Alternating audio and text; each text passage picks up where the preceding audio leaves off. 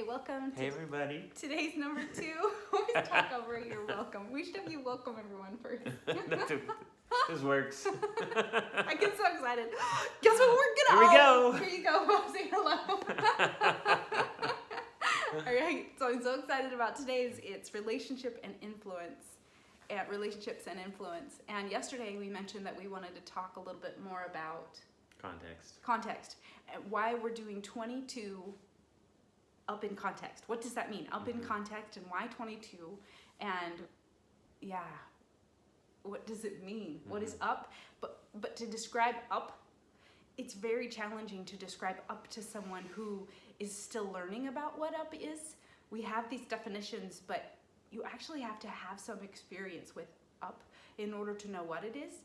And so what we're doing is we're providing an idea of an experience that would be different with up.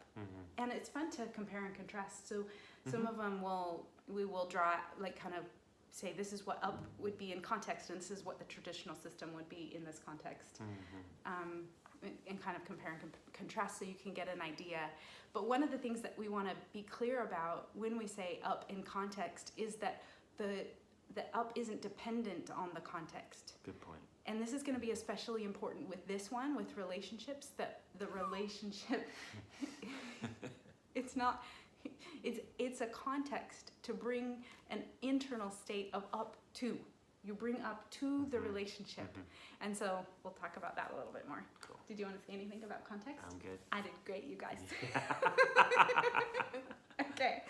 All right. So yeah, I just want to say as much as I want to take ownership of these ideas because they're my book, it really was a collaborative effort with my whole team, and not just my team, but a ton of people who read it and gave me feedback all along the way. And I've given acknowledgments to some of them in my book at the end, but there's so many more people even than that contributed, that gave me ideas. And so I know this is the case with every author. They never can take all the credit because it was a team effort.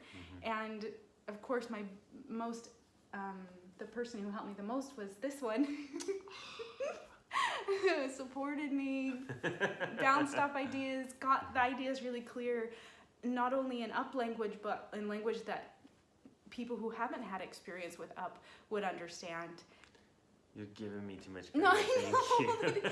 but it's amazing. Well, thank you. Yeah. It's been fun to be here for you. So, yeah, he's awesome. Oh, and of course I talked about that on the relationship. Oh, here we go. Okay, we're still see if we can get through this one. Relationships. So, okay, let's maybe start into this. What would be maybe some words that people would use that are relationship based, that would, if they were to describe someone who's up? Oh, I love the word unconditional. I love unconditional because we use that term and we think it means everyone would have a different take on it. But basically, it's that you love someone without conditions. They don't need to do something in order for you to love them. And the example that I love the most for this is little tiny babies. Like, what are they doing for you to be worthy of your love? Like, are they cleaning the house for you? Are they giving you nice compliments? Like, little helpless little babies can do almost nothing. They can't do much. And yet what they can do, we feel like brings so much delight to our lives. So babies are a great example of unconditional love. And I think unconditional love is a way to describe up in context of another person. I'm bringing the feeling of up that's independent of context to the context of a baby, and loving the baby unconditionally, which means I don't need them to do something to make me happy, and nothing they can do can make me unhappy, because that's where the power is. The power is in here, it's in me. It doesn't exist outside myself. And so I feel like that's such a perfect example, especially for someone who adores babies. And someone who's had seven of her own. Yeah. And now grandbabies. Oh, it's so amazing. Yeah, so can I ask a question real quick? Sure. So it feels like we kind of know what love is, or we have this sense of love, and love is really such a noble emotion and a noble force and power and things like that. So how does talking about this unconditional peak experience and the idea of love, how does that help understand, and why even simplify it beyond just saying love? You know what I mean? Because we feel like we understand love. Love is this, like people would say, it's the highest, noblest feeling. Yeah. Yeah. And then why simplify it even more to say it's unconditional peak in the context of other people? Yes. Yeah. And I think the reason is because it has a very powerful effect on your life and the way that you interact with other people when you see yourself as capable of bringing a love that's unconditional to the other person. I see. Whenever you view it that way of, I get to feel the way I like to feel while I'm in your presence, while I'm doing things for you, while I'm even just thinking about you, I can feel the way I choose to feel and bring up uninterrupted peak or unconditional peak experience to them, then it does amazing things to the relationship. Like mind-blowing, you can't comprehend, better than you could have ever imagined experience with another person when you bring this uninterrupted peak experience to them. It seems like the opposite might be true if you're so used to the traditional system. It's like, oh, but if they aren't loving you back, if they aren't providing something amazing to love, then your love shouldn't be there. It shouldn't exist, because don't they have to earn it or be worthy of it?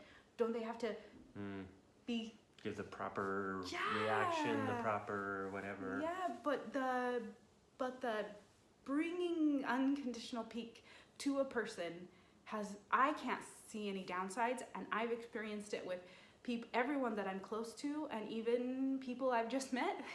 When I bring that to the experience. And you're so good at doing that, yeah. I love it. Yeah.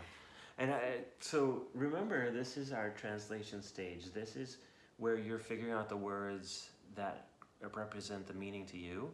So if unconditional love is your way to represent this idea, then you put unconditional love as your description in all the contexts that you like, right? Yeah, because that's the one I picked, right? Yeah, but even like, say we talked yesterday about goals and directions, and if the idea of having this unconditional peak experience, if the best way for you to represent it is to say having an unconditional love, like a constant love that you bring to everything, then you have unconditional love towards your goals, and you're like the reason Stacy used peak experience is because it's not a vessel that's already got pre-packed meaning, and it gives you a chance to create and work with and has flexibility.